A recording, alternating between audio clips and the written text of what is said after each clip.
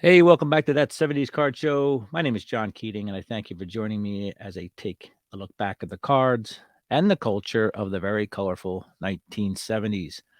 We'll revisit a more simple time in our hobby by taking a deep dive into the sets and the stats with a generous amount of dad facts sprinkled in. That 70s Card Show is currently sponsored by nobody. If you have a comment or suggestion, I urge you to drop me a line at that70scardshow at gmail.com, 70s Card on Twitter, or that 70s Card Show on the YouTube.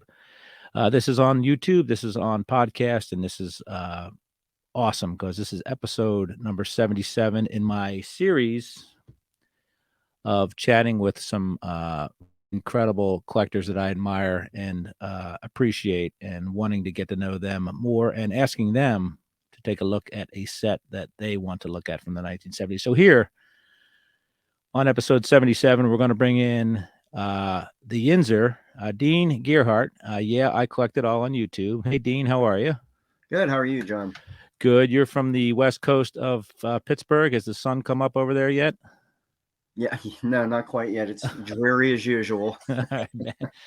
So I've been to Pittsburgh a bunch. I love Pittsburgh. I love the people. And there's a lot of collectors in Pittsburgh. And there's a lot that you've got to know via YouTube and stuff like that, Dean. So it's really a hotbed of collecting and of sports history. So let's talk a little bit about how you started in this whole game of collecting. What was your first collecting recollection? Well, it was in 1977. My uncle had bought me, I think he bought me a whole box of cards. He already opened them and he had them Okay. stacked up on the kitchen table up at my grandpa's farm. And he put all the pirates on top. And I may or may not have been collecting other cards before that. That's a little fuzzy. Right. But he influenced me on that, and he did the same thing the next year too with 1978. He opened them all, had them all, with the pirates on top, Right. and that's that. And with my mom's influence, just the collecting bug. But even before that, I've always been a collector. When I was a little kid, I collected farm animals because I always wanted to be a farmer.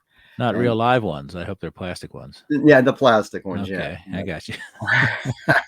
And I still have those. So Okay. uh, I think I have the collecting gene. I really do think that that's embedded in us collectors. It's definitely not for everybody. People look at us like we're crazy, like we're hoarders. Um, Yeah. Yeah, for sure, right? Because for people of our age to be this far into it, it's not something we're dabbling in. There's definitely some sort of crossed wire in our head to get us where we are today.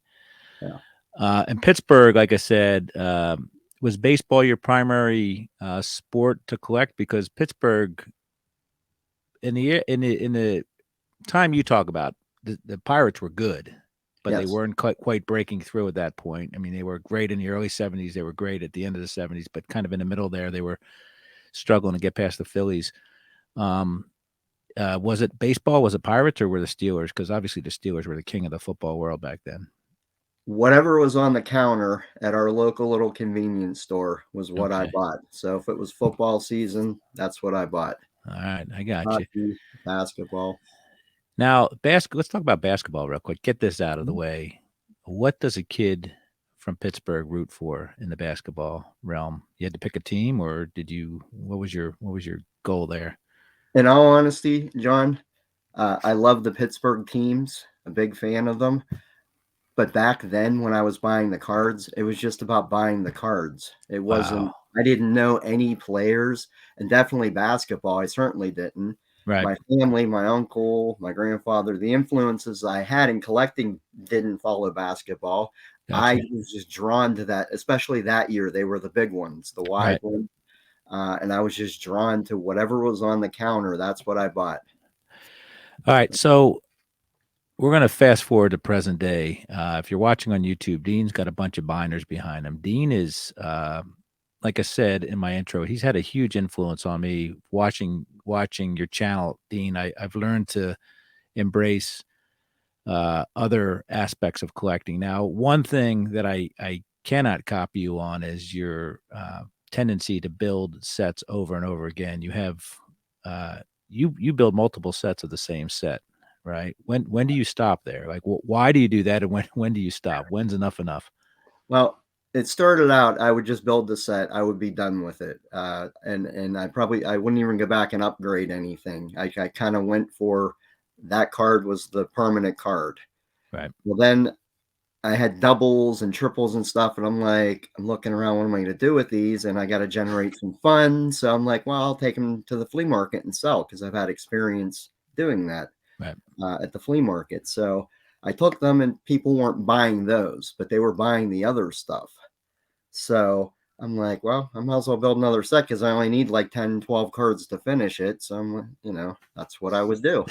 And then I would buy a collection, and there would be more of those in there. So like, oh, I might as well do another one. right, Meanwhile, I have separate cards that I take to sell right, just to generate funds to buy more. right. Yeah, and that's another thing is you are a five tool hunter. I don't know about your online activity, but I know you sell and you buy at flea markets. You're always at your LCS. You go to card shows. What is your? I guess it's there is no favorite, but what is your favorite way to hunt for cards? Because you do it all. I love going to card shows and flea markets. Okay. Do you get That frustrated at flea markets at the one out of every X amount of stalls that actually have cards, or are you honed in enough to know where to go, when to go, and all that? I go with no set expectations. I don't even take a lot of money with me. Hmm. And then if I stumble upon something, then run to the Mac machine or whatever. You know what? You just identified yourself as an old man because I Yeah, thought I was the only person to use the term Mac machine. yeah, People I say Mac machine and people think I'm talking about macaroni and cheese, but I'm talking about an ATM, man. That's some funny stuff right there. yeah. So you do collect it all. Let's talk about the sports. I mean, you go way back. You're actively collecting essentially, as far as I know, every Bowman set and every top set there are that are out there, and I'm sure even the modern day ones. What do you focus on more? Do you think in baseball? The vintage. I'm real heavy on Vintage, the vintage. Yeah, because the modern stuff will be there, you right? know. And a lot of time, the modern stuff I do buy, I try to buy it on the cheap. I don't buy packs to Sure. open. Yeah, So I have a hard time. I have a ton of 90s stuff in early 2000s, but like there's a spot there between 2005 and 2015 where I'm having a hard time buying cards in bulk. For some reason, I don't know why. I don't know whether people are still holding on to them or what, but that's been a tough thing for me to try to build up those 10 years in there. Have you I been believe we have to wait those people out. okay? I love your strategy, man. It's like a hostage negotiation situation here. We have to let the situation play out, right? Yeah. So football, I would assume baseball is your number one collecting sport, but same in football, and you're a big hockey town. Is there a lot of hockey going on in your collection? That's the least amount of cards I have. I love the vintage, look of the old cards. Right. But collections I bought recently have had the 80s and 90s in them. So I'm kind of, I don't, I've never went to the card show looking for hockey cards. Yeah, all It's, that pro set and upper deck hockey. It's just there's a lot of it. That's for yeah, sure. yeah. Yeah. I mean, my goal is though to get all the upper deck sets at least. Okay. So Yeah, I have probably about 5 or 6 thousand hockey cards, singles. So they're there, but like you, I don't seek them out. If they're part of a collection, then I'll definitely absorb them. But it's yeah, I'm surprised that, or maybe I'm not surprised, but Pittsburgh is a big hockey town. You guys have a great history. Most people I know from Pittsburgh don't collect hockey cards though, which is interesting. Hockey's such a niche thing anyway, I guess. yeah. Yeah. So let's talk a little bit about the other stuff, the non-sports stuff. You have a lot of that, and is that something you talked about your plastic farm animals? Is that something as well in the '70s that you started buying packs of because there was a lot of TV stuff out there, right? Yeah, Charlie's Angels, Star Wars was big. Right. Like I said, anything that was on that counter, we go to the place was called Stop and Go, just a little Okay. convenience store. Um, and anything that was on the counter, I was allowed to get a pack. My sister would get a candy bar or something. I'd get a pack of cards. And you So kept them all, right? You were smart enough to keep them all. Did you have to I rebuild this at a certain point? some of them I don't know where they went. I don't know what happened to my Charlie's Angels cards, which is weird because I've pretty much kept everything. And you're Um, saying just the Charlie's Angels cards are missing? I think that that's not a surprise. now the Star Wars too. I've had to go Okay. back and buy some. Right. I'm actually building those sets again. Is Not that that the I'm biggest non-sport set from the 70s? I guess the Star Wars, the early Star Wars stuff, the first two movies, I guess, or just the first movie, I suppose, right? the first movie. I think it had like 5 series in it. Okay. The different colors, And starting with that's the King of the blue. Hill for the 70s, we think, the top Yeah, of the heap. Yeah. yeah. Yeah, there wasn't a lot of it didn't seem like non-sports I don't know about the 80s, but I know there was ET stuff and Gremlins and stuff like that, but it doesn't seem like there was a big whopper other than those Star Wars for a very long time. Return of the Jedi was in the 80s. They had two Okay. series, 81, I guess, right? Or something like that. somewhere 81, 82. Yeah. So, what are you looking at in that avenue these days? Are you going back and trying to get more of that 70s stuff? You trying to stay current with non-sports because there's a ton of non-sports available right now, It, or is it still vintage stuff for you? it's more of an opportunity. If the Okay, opportunity strikes, I don't openly. I'm not going to the card show specifically to buy the Star Wars cards I need right. or Charlie's Angels. It's more of if I find them and or if it's part of a collection, I'll buy them. Now, do you look at the trading card game stuff at all? Like Yu-Gi-Oh and Pokemon, you don't No, bring any of that on, right? It's just you no, don't have the stomach for that. So, no. how many complete sets do you think you have, Dean? Well, in baseball, I have it's over 100 sets. I mean, Wow. I have every set complete from 1970 up through last year, and then I have like 3 or 4 from the 60s, and I have 2 from the 50s complete. What do you And have complete from the 50s? Is one of them a Bowman? Because I know you work on Bowman a lot. no, it's actually 53 tops and Okay. 56 tops. Wow. Those are probably two of the most popular. Well, I shouldn't say that because you have 52 and all that stuff, but 53 and 53 is my favorite top set. So Yeah. I'm honing in on that myself. But how long ago did you finish that one? Because that's got some whoppers in it. 53. I bought the Mantle, the 53, 2 years ago. It is Okay. 2 or 3 years ago now. Yeah. Hopefully it was three, or maybe was it at the It peak? was it was pre-pan. Okay. I was going to It say, wasn't pre-pandemic, but it wasn't like wasn't at the top of the wave, it right? wasn't at the top of the wave by any Yeah. means. And that Yeah. was your last one for that set?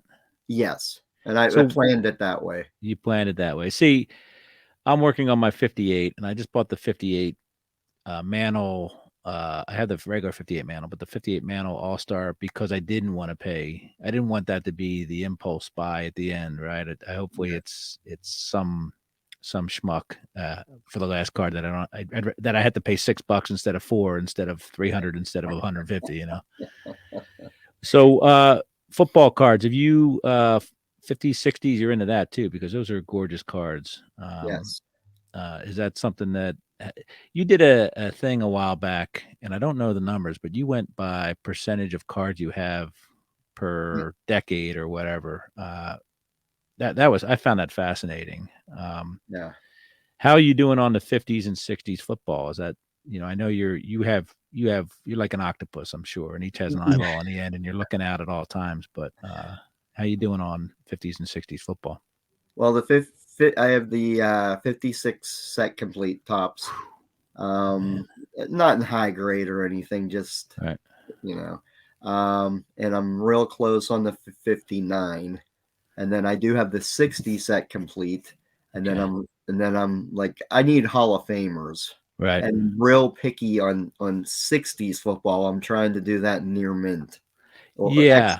near mint, you know.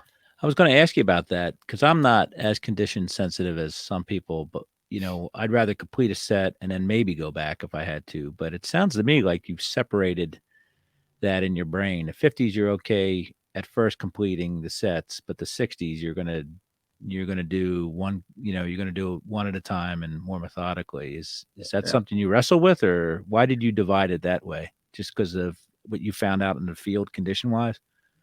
The 50s, you get up in those higher grades, it's just too expensive. I'll Okay. never be able to finish it like that. Now, my 56 top baseball set, I'm very proud of that because I think it's X to near mint. Okay. Because I do have to upgrade the mantle and the Clementi, but Right. everything else I bought, in my mind to be near mint or as close to as possible. Do you Now, look, grade your cards at all? when I got back into the hobby full steam, I started buying them in sevens, Okay. and then it got Wow. to be too expensive. So I do have Yeah. about 30 or 40 of them graded. And then any of the big stars I did buy graded Yeah. towards Well, it's the safer that way, right? Because yeah. especially with the different size cards back then, 56, you could have it's easier to trim cards or buy trimmed cards from pre 57 uh and get a little burned on that. Now, the football cards, the reason why I have to have them as perfect as possible is because I just don't think they look right if they're messed up. It's Okay. just something in, like you said, something in my brain Right. that I'm looking at them and like they've got to be They got to be close. perfect. Well, Yeah, you know why? Because truth be told, the football cards were better looking back then. I think they're more. yeah, If there's something wrong with them, it's more obvious. I think because they're so beautiful. yeah. Baseball cards. I think we lowered our standards a little bit on baseball cards, but the football cards are absolutely gorgeous. When was your break? You said you had a little bit of a break there in your collecting. What Well, was your dark period? it's funny you mentioned that because I was listening to the podcast with you and Mike Moynihan, and one of you mentioned about we never really quit collecting. That was him, right? Right. Okay, yeah, we just kind of take a break. So I did take a 20-year break from cards, Okay. but from the time I graduated high school, that was the last year I'd actively built sets, which would have been 1988. Okay. I did buy a couple cards here and there in the 90s, nothing major, but I got back into collecting my Star Wars figures and toys. Okay. And I did that for that like 20-year hiatus. So I've really never quit collecting Right. something. Right. I And got you. yeah, yeah, And you know what? I always considered myself a dormant collector. I didn't get rid of my stuff, and I looked at my stuff all the time. I bought a bunch of. My last big push was in the late '90s, where I bought a bunch of slabs. I bought a bunch of Mickeys and Hanks and Yaz's and I would look at them every 3 months or something. I'd take them.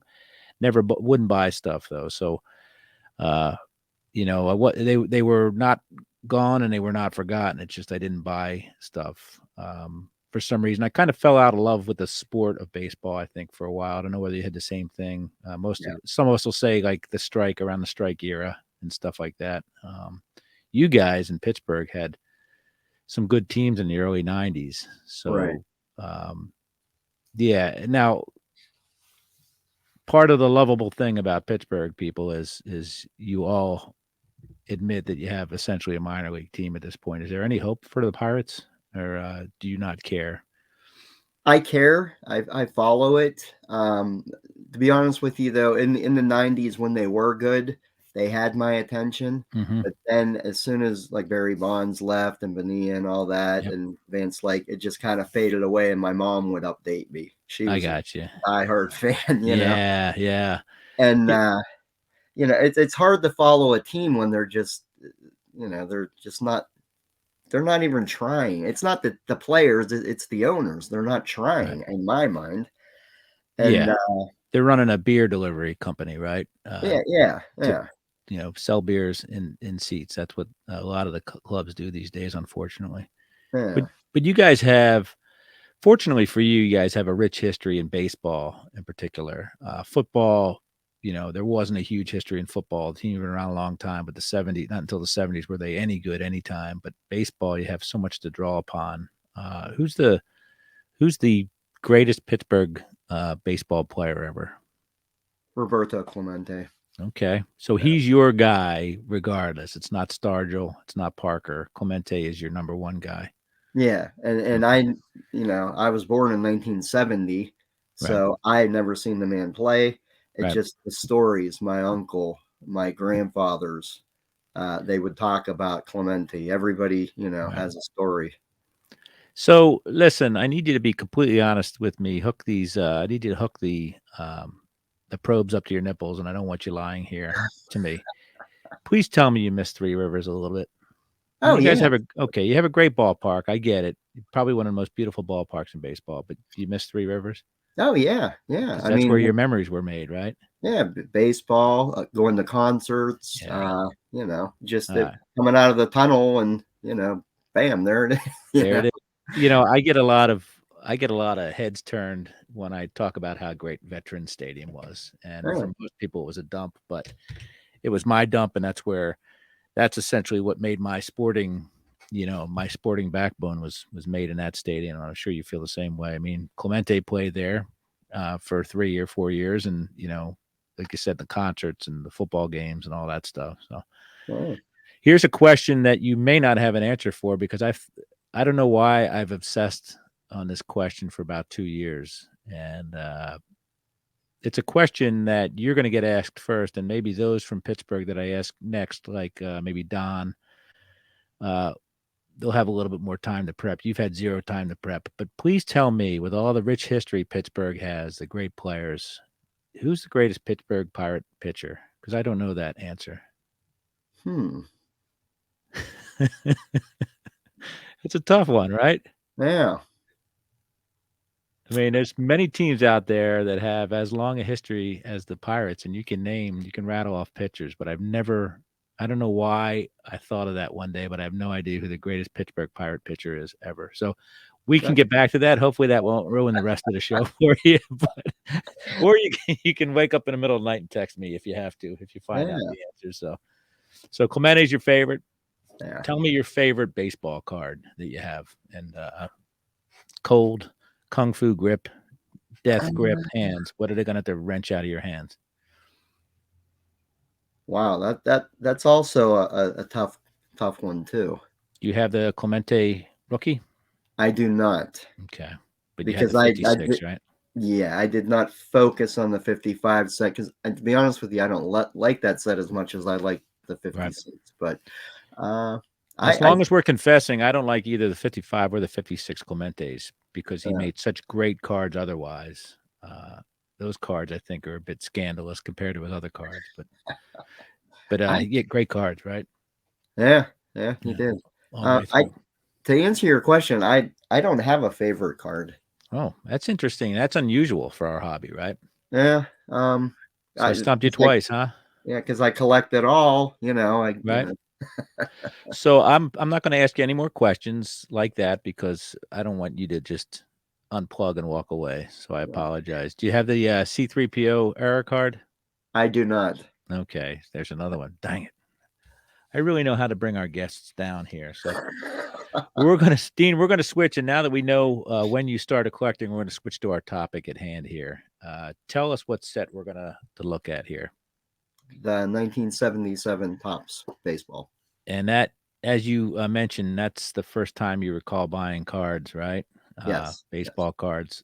77 wasn't, all the 70s were great, but 77 was a cool set because I think it's kind of the opposite of like the 71 set, which is one of the most revered sets from the 70s, right? Because it's white instead of black. And we've had a right, lot of sets with white borders, but this one, other than maybe 64, I can't think of a set that has more white in the 50s, 60s, and 70s than this one.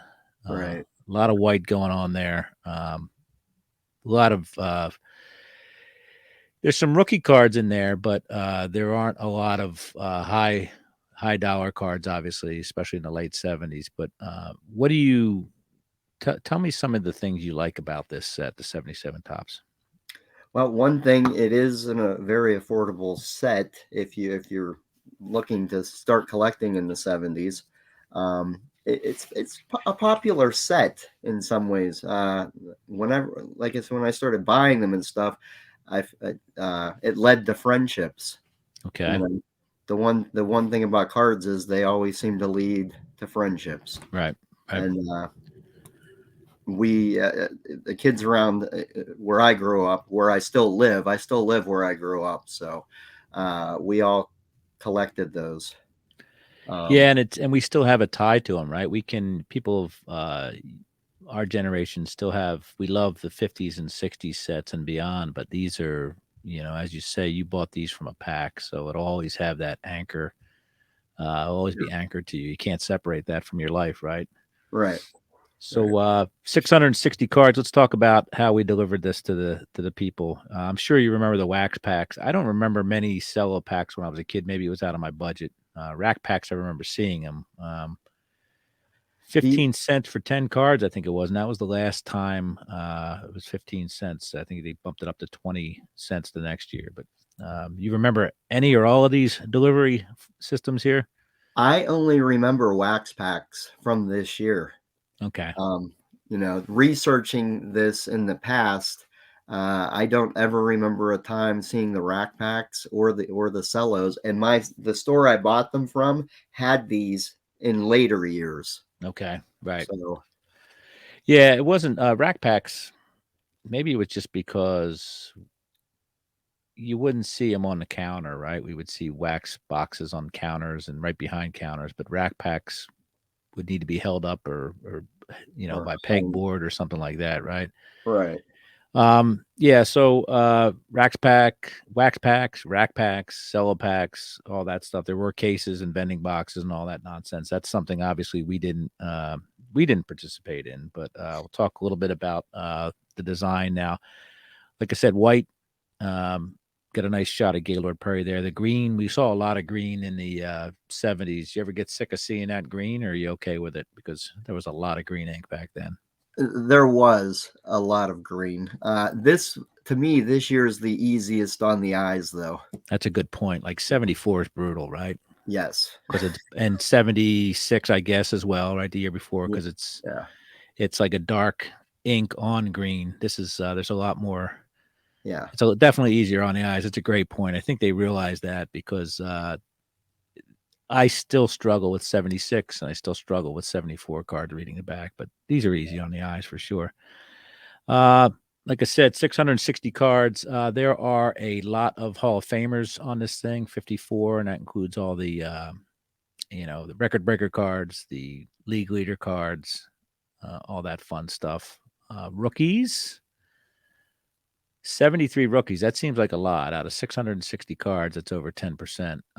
But the thing is, there weren't a lot of huge rookies, but we'll get to that in a second.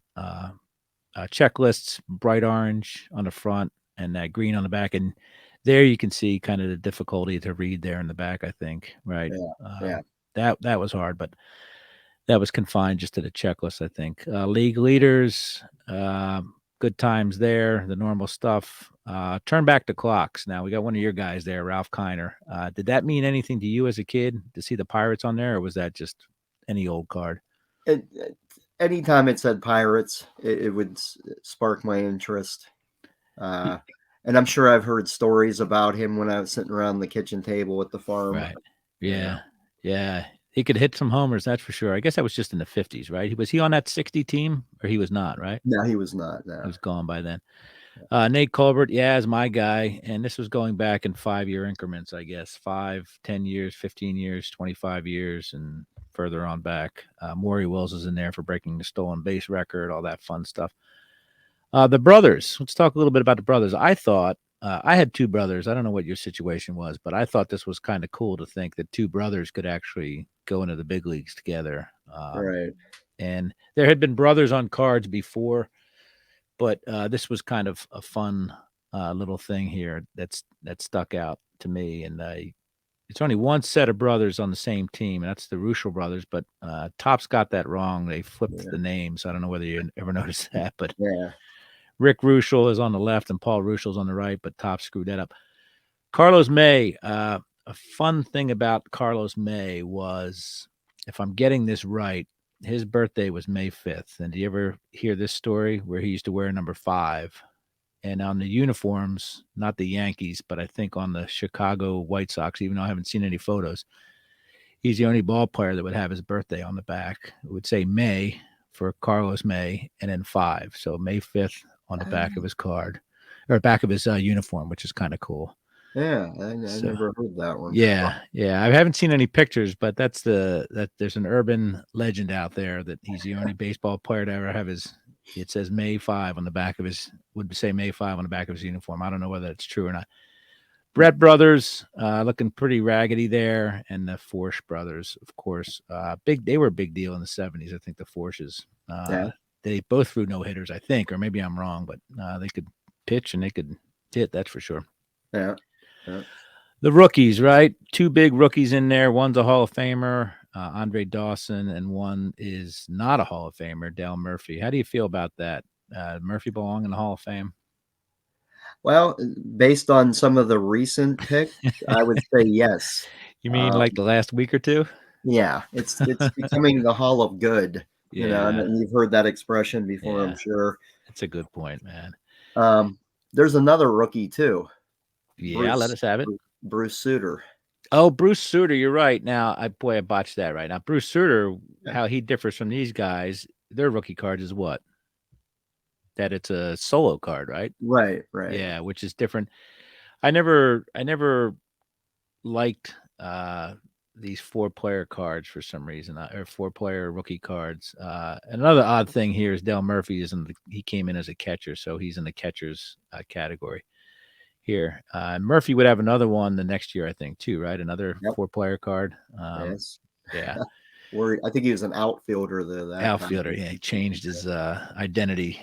Uh, the fronts of the cards have AL All Stars in red banner on the bottom, NL All Stars on the blue banner.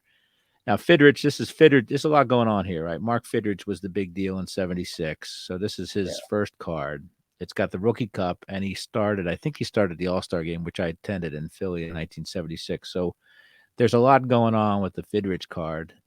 Obviously, he was a uh, kind of a cultural hero back then. Do you remember anything about Fidrich? Because I don't in real time.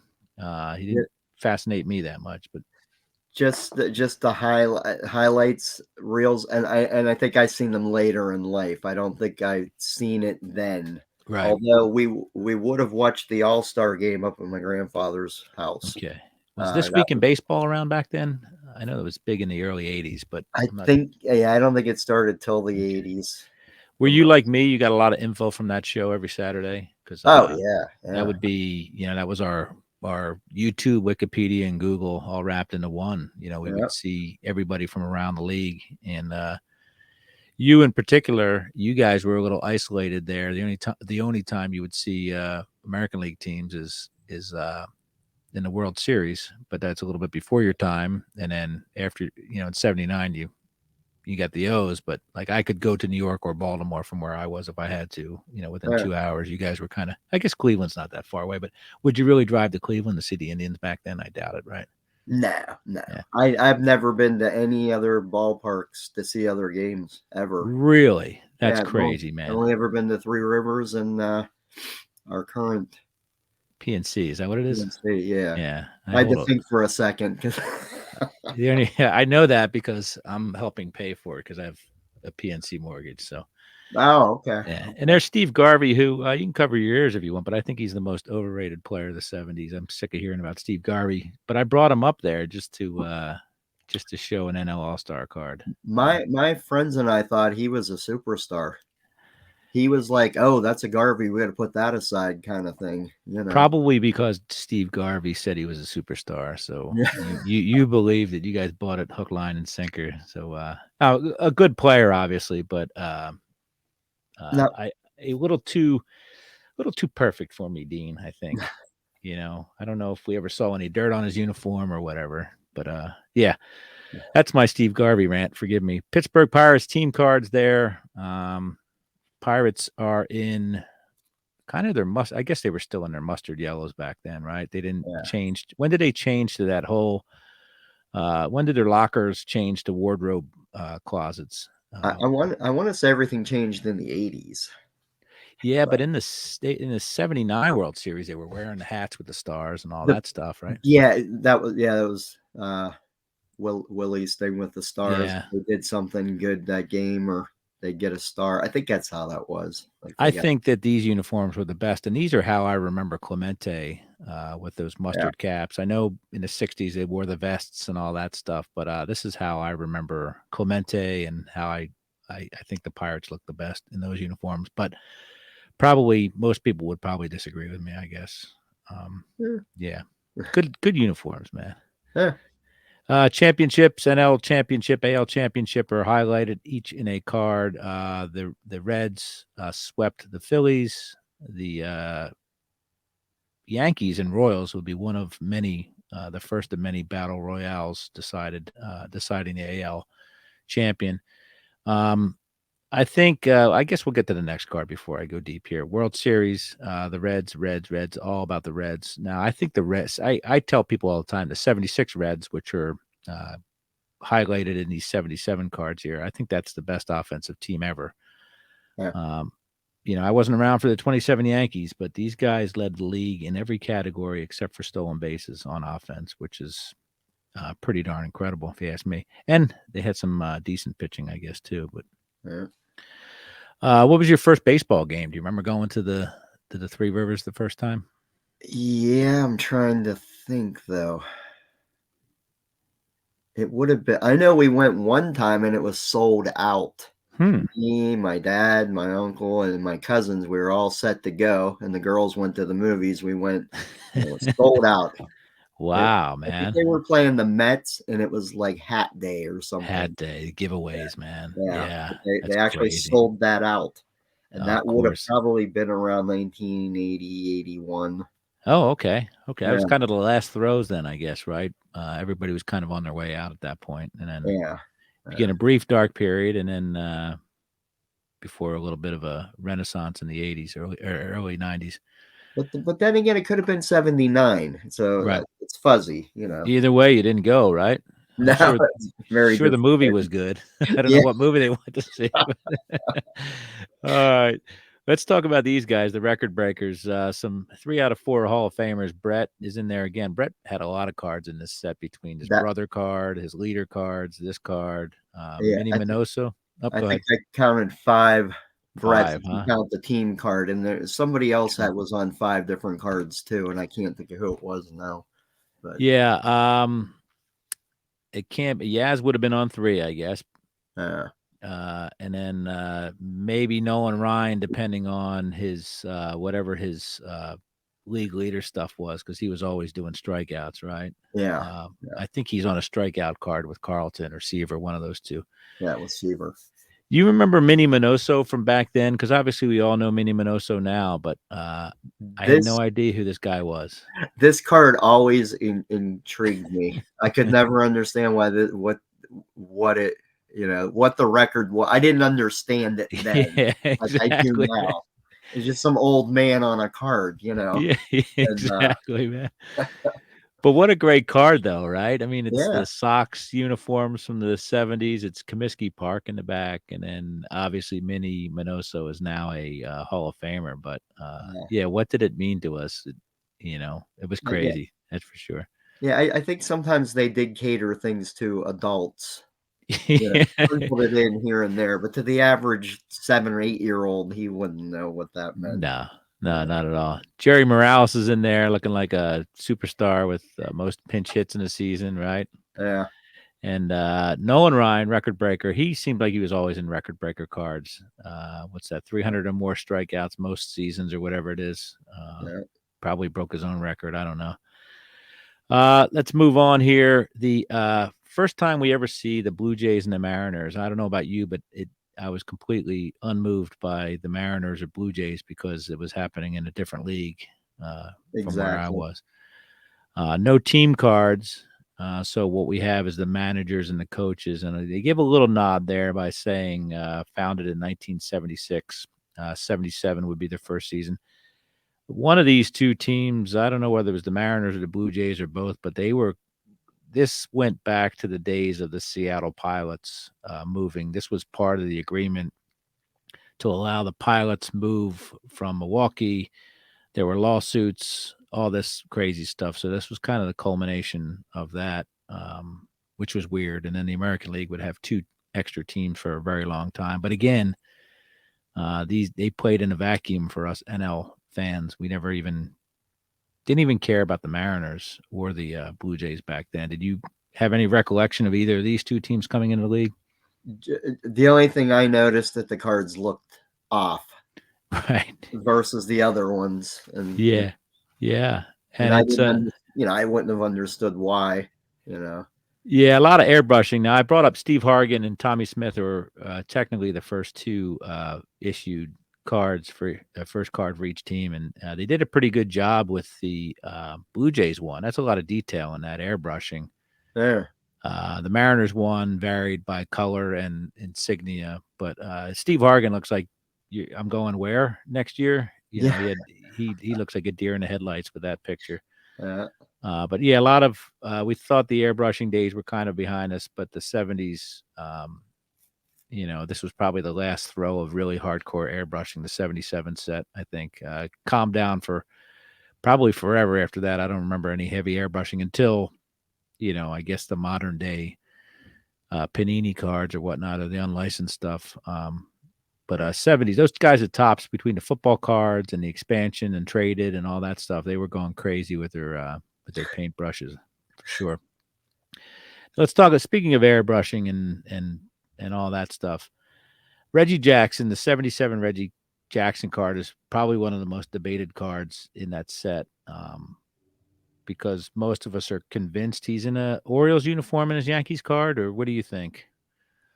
Yeah, it definitely looks that way. The hat especially is a telltale sign.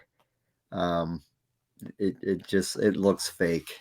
Yeah, well, And we know that to be airbrush, but there's also, I guess, a printer's proof running around of Reggie in an Orioles uniform. yeah, Uh, there's different steps to it too. I have a copy of that, oh, do you? of the different print versions Okay. of it. Were there any? The one I'm looking at on screen right now has Yankees on top. Were there in an Orioles uniform? Were any of them in an Orioles uniform? Orioles with an Orioles uniform, or are they all Yankees as the team named? You know? I don't know where it is, or I would have pulled that out. But it was just a postcard that someone sent me. If you Oh, got any of these kind of things, I and I got you. held on to it. Right, right. Yeah, I mean, he was only with the Orioles 1 year, and that was a kind of he held out in spring training for more money, all that stuff, and didn't report until a week or two into the season. So his time there was brief. But there's that picture floating around from, I guess, Oakland Coliseum with him posing and smiling in an Orioles uniform. And there are no tops cards in theory with him in an Orioles uniform, from what I gather, or from Right. back in the day. All right, so we're going to talk about. We talked about the Ruschel brothers error. We're going to talk about this one here. Dave Collins is depicted as a Mariner, and again airbrushed. Turns out it's Bob Jones who was with the Angels, and Collins and Jones were Angels teammates in '76. This one perplexed me because I told you off air that it looked nothing like Dave Collins looked like. And then, so the rumor is the Dave Collins card is Bob Jones. Now I have another card up there, a Mariners Dave Collins card, which is Dave Collins, but that's the OPG version. Uh, So yeah, they say there aren't a lot of errors floating around, but there were some, and this is probably the biggest one, along with the Ruschel brothers. How yeah. about OPG? Do you dive into OPG at all, or do you just stay south of the border? After watching a John Mangini video, he had a copy of the Gary Carter card. Okay. I never knew that the OPG cards, there were some different ones. Yep. Apparently, there's quite a few different versions, and they focused heavily on Montreal and I Yeah. guess Toronto. Toronto. Yeah. Yeah. And but that's a set I want to pursue. Is it a four-player card, the OPG Gary Carter? No, it's a regular It's card. just a regular card, huh? And that's '76, I guess, huh? or his rookie card would have been 76, or was it a later Gary Carter, the 77? Or It, well, it was put out in 77. oh, okay, I got you. So So the 76, I thought you were talking about 76 OPG, but so the 77 OPG, yeah, it was heavy on Mariners. It was heavy on Blue Jays, obviously, and I think it's about less than half the size of the regular issue. it's like Uh, 260 or something yeah. like around there. So did you get the Gary Carter, or are you diving into the set? What's your plan there? What did you get? I'd like to pursue it. I haven't got anything from that. Gotcha. So it's just So on the list. that'll be a tough one, man. You'll start at 77, and have to decide which direction to go after that, right? Yeah, yeah, of course. What about another favorite oddball thing? Probably one of my favorite oddball sets from the 70s with the cloth stickers. Um, what's your take on the 77 cloth stickers? I that's another set I would like to pursue. You don't have any of them yet? I don't have any of them, and I don't even know if they weren't distributed everywhere. That was a test set, Probably right? not. Yeah, it was a Yeah, test set. Yeah, I guess they weren't inserts. Yeah, because we didn't get them. I right. opened a lot of packs of 77, and I certainly didn't get any. So I have two. I have a Yaz and a Ryan, and they're pretty cool. I mean, Yeah, they're pretty neat. For sure. You have to be careful because some people don't know what they have there, right? Because they look like the regular issues, but they look like they're a little off. But right. They look like they're fuzzy. The yeah, picture is like bad fuzzy. printing, Yeah, but yeah. they're good cards. So it's one of those things where how many of these kids open these things and peeled them off and put them on their bike or put them on their books at school and all that stuff. So it's another one of those. I don't know how you feel about this, but I'm fascinated that any card survived out of anybody's childhood, and you're Well, collecting cards at good grades that are 60 years old. I mean, it still baffles me. I mean, I don't know where these cards come from because I certainly didn't treat my cards very well when I was a kid, you know, I have to think that some of these cards were just from stock, unopened stuff. And unopened stock, yeah, and then it's yeah, worked its way into the collecting world. yeah, because we all know about how many millions and billions of cards that were thrown out over the years, right? And Yeah, that certainly didn't start with our generation. It was the previous generation as well. So, but that's one of the joys of the hunt is finding those cards because they weren't supposed to last 100 years or 60 years or maybe even 1 year, right? They're made out of right, cardboard. And right. yeah, that's the glory of what we do, Dean, is getting that stuff. Now, what do you have behind you? You have a catcher's mask behind you and some mitts and all that stuff? Yeah, well, this is an old. It's a first. I think it's the first baseman's mitt, and I think it's from the guy told me it's either the 40s or the Oh, look 50s. at that, man. How cool is that? Yeah, It's and amazing. and then I have this too. This is what's they call it a button back, and I think that's from the 40s. You ever And walk around town with that in your back pocket yeah, so that they know you're ready to go? yeah, Or I guess back then, was the button pocket so they can clip it onto their belt, or is that because they used to just leave them out in the outfield too, in between innings, didn't they? yeah, They yeah. just I don't know the rhyme or reason to any of them. I just think they're cool. so But you do you have a lot of memorabilia? Because my excuse, I should say, is that it just takes up a lot of room. Um, do you have a limit on what you'll get? Because you got some gloves behind you. Where do you have bats? Because bats take up a lot of room too. I don't have any bats. The only thing I have is some catchers equipment, and I think it was probably from the 60s, and it was probably like little league kind of stuff. It's Okay, not right. anything like that Yeah. any of the stars or anybody would have wore. Cooperstown's not knocking on your door for your stuff, is what you're No, saying. Okay. and these things I'm paying, next to nothing for, and I'm just finding Yeah. them at the flea market. How many binders do you have? How many binders do You're I good have? with your numbers. You always got your stuff. You're very organized. You don't I know how many count binders you have. I counted it one time. I think I have over 400. Oh my god. And there's different sizes, or is it just the Hey, perspective I'm seeing? I'm seeing thick ones and thin ones. like Up these to ones here, like yep. the big thick ones, those have the update or traded sets in them. Okay. All right. The smaller ones, if they're in a smaller one, it means I don't have it, or they did. That's all they made that year. And I like what you did. I think you print out, what was the set you just spoke about, that The it was Leaf yeah, Leaf it was football. numbered to whatever, but there was only like 40 or 50 cards in the set or something. Yeah, it's numbered to 150, and there's only 49 cards That's known to football, right? exist. Yeah, football, What 49 Leaf. 49 Leaf. Man, that's crazy. Did they have the same kind of print issues that the baseball had, where you would see some bleeding as they stack the cards? You see that a lot? Yeah, And the yeah, variances in colors, I guess, too, right? yes, there are. Yes, Yeah. Well, this getting back to 77 real quick, is that's one of the fascinating things about that set, is that was it's looked at as clearer pictures and brighter pictures, because there was a time when they were trying to deal with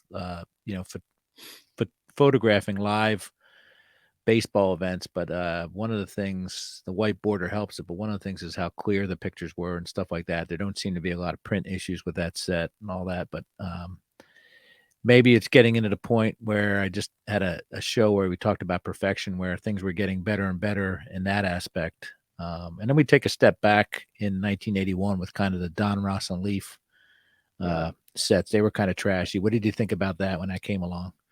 I didn't buy those cards. Like A I Don didn't Ross and see Fleer. Yeah. the Yeah. Donruss Flair. Yeah. I didn't have access to them. Like my that little stop and go place I talked about only ever carried Topps products. Okay. Um, I don't know where I would have, I didn't even know you could buy a whole box of cards. Like I don't think they bought cases and cases of cards at this store. Right. They Okay. just, a couple boxes a year. Yeah, we had Wawas where we are. I don't know what you guys have out there, whether it's what do you guys have out there? Um Uh, we have a couple 7-Elevens that's it, huh? But left. yeah, Wawa you could get, at the time you can get all the cards. They had Fleer, they had Donruss, they had Tops, and nowadays uh Tops have made their way back to Wawa. And Wawa is very Oh, particular about what they let in, but it's kind of neat to see that every now and then, because Wawa is kind of like, they do a lot of research on what they don't want anything taking up space. And okay. I don't know how they ended up back in the stores at the counters, but that's pretty cool because, like I said, Wawa's tough nut to crack. When's the last time you bought modern cards out of a pack? You actively doing that? Last year, I try to buy a pack or two or even a box and just put it aside and not Okay. open it. And so you buy your sets in a factory variety now, I guess. Yes, and then Gotcha, the update or traded set out hand collated off of somebody on eBay gotcha. kind of Okay. thing, you know. Have you been able to come up with a great Pittsburgh Pirates pitcher?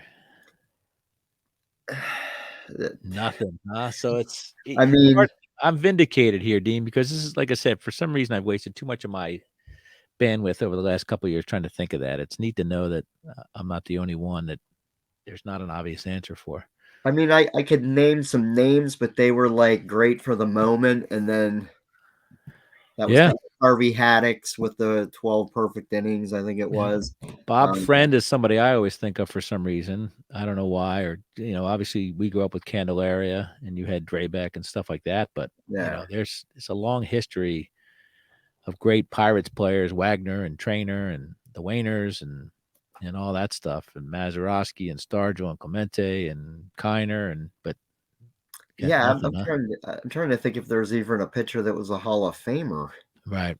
for Yeah, the it's Pirates, weird. and if It's there, weird. How many championships do they have, the Pirates? 79 seven, and 60, right? 7. I think they have 7. 7. I think they Imagine were that. 9 Okay. altogether, or I've got the numbers reversed. But I think they've lost 2 World Series. Okay. So 7 Oh, World Series, one in our lifetime, and there's that whole history. How did they well, there get was there?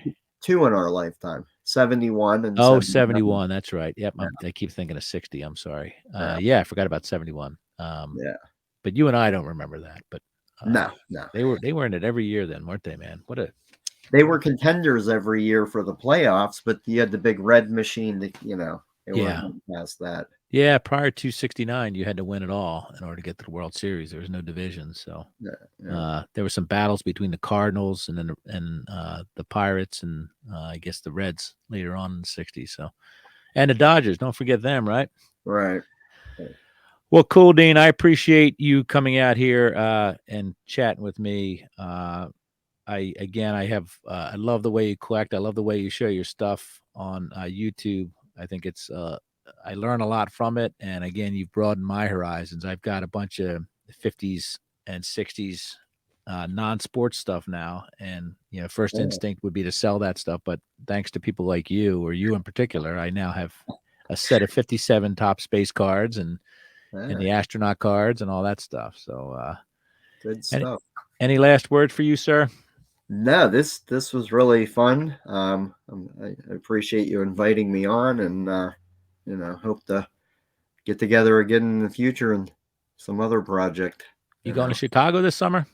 I'm planning to. All right. Well, hopefully we'll see you then, and I'll give you a little slap on the ass. How's that sound? Sure. As you're rounding third base and trying to land that 55 Clemente. All right. Yeah. Okay. All right. Cool. Let me read off here. I'll get rid of you and then stick around. We'll chat after I hit the off button. All right. Thanks Okay. again, man. So, anyway, thank you for joining me on my journey back in time. Again, if you have a comment or suggestion, drop me a line at ThatSeventiesCardShow@gmail.com, 70s Card on Twitter, or that 70s Card Show on YouTube. Mango Safari is playing the music on the podcast. And as usual, enjoy collecting and more importantly, enjoy your collection. Thanks.